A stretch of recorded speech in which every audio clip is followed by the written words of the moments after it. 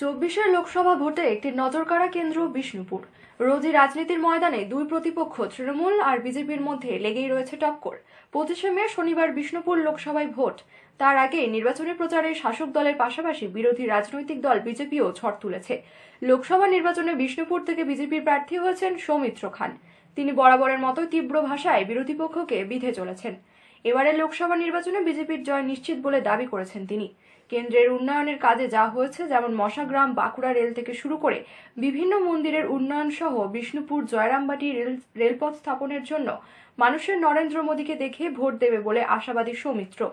রাজ্যের ক্ষমতায় বিজেপি এলে রাজ্যের মানুষকে লক্ষ্মীর ভাণ্ডারের পরিবর্তে অন্নপূর্ণা ভাণ্ডার দেওয়ার দাবি করেছেন তিনি। সেই প্রকল্পে মিলবে 3000 টাকা। রাজ্য সরকার বর্তমানে 1000 টাকা করে লক্ষ্মীর ভাণ্ডার দিলেও 3000 টাকা করে ইলেকট্রিক বিল নিচ্ছে বলে কটাক্ষ করেন সৌমিত্র খান। চতুর্থ দফার লোকসভা নির্বাচনের শেষ তৃণমূল বিজেপি উভয়ই এই রাজ্যে জয়লাভ করবে বলে আশাবাদী। আমরা জিতবো 100%, কারণ সবাই নরেন্দ্র মোদীকে দেখে এবং বিজেপিকে দেখে ভোট দেবে। আর এত ডেভেলপমেন্টের কাজ হচ্ছে, মশাগ্রাম জয়নিং, বিষ্ণুপুরের সারসভা মন্দির, বিষ্ণুপুর জয়রামবাটি রেলপথ, সব কাজ হচ্ছে, জিতবো আমরা 100%। কর্মখালী কর্মখালী কর্মখালী 21 বছরের পুরাতন company Bardhaman housing development private limited, Bardhaman শহরের প্রথম প্রমোটার ও ডেভেলপার। ফ্ল্যাট মার্কেটিং সেলসম্যান পুরুষ ও মহিলা প্রয়োজন। Send your biodata on WhatsApp.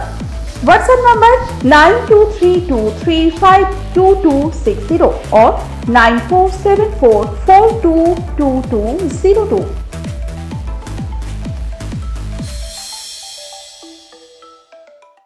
তা লক্ষ্মীর ভাণ্ডার বজায় থাকবে? লক্ষ্মী ভাণ্ডার আমরা তো অন্নপূর্ণা ভাণ্ডার দিতে চাই 3000 টাকা করে। রাজ্য সরকার চেঞ্জ হলে আমরা 3000 টাকা করে অন্নপূর্ণা ভাণ্ডার দেবো। লক্ষ্মী ভাণ্ডার তো মানুষকে, লক্ষ্মী ভাণ্ডার যেমন দিচ্ছে, ইলেকট্রিক বিলে 3000 টাকা করে এক্সট্রা টাকা নিয়ে নিচ্ছে। এই তো মমতার সরকার। চতুর্থ দফায় ভোট হয়েছে, তৃণমূল বলছে আমরা জিতবো, বিজেপি বলছে আমরা থাকবো। তৃণমূল কি করবে সেটা তৃণমূল পরে বুঝতে পারবে।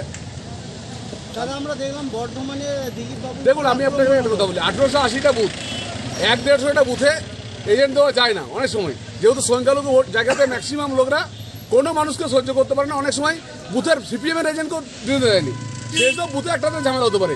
কিন্তু জেনে রাখবেন, 1650টা বুথে ভোট হয়েছে, দিলীপদা আলুলেজি দুজনেই জিতবেন। ওদের এইসব নিয়ে ভাবার কোনো কারণ নেই। এই যে বিজেপির প্রতি সংখ্যালঘুদের একটা ভীতি, আমি আপনাকে বলি, এটাকে তৈরি করায় সংখ্যালঘুদের সাথে বিজেপি আছে। আজকে আপনারা বলুন, উজ্জ্বলা ভারত গ্যাস যোজনা সংখ্যালঘুরা পাচ্ছে, হিন্দুরাও পাচ্ছে, কিন্তু মমতাদি এটাকে ডিভাইডেশন। তবে তা বোঝা যাবে আগামী 4 জুন লোকসভা নির্বাচনের ফলাফল প্রকাশিত হওয়ার পর। খণ্ডঘোষ থেকে কৃষ্ণ সাহার রিপোর্ট, আনন্দ বার্তা।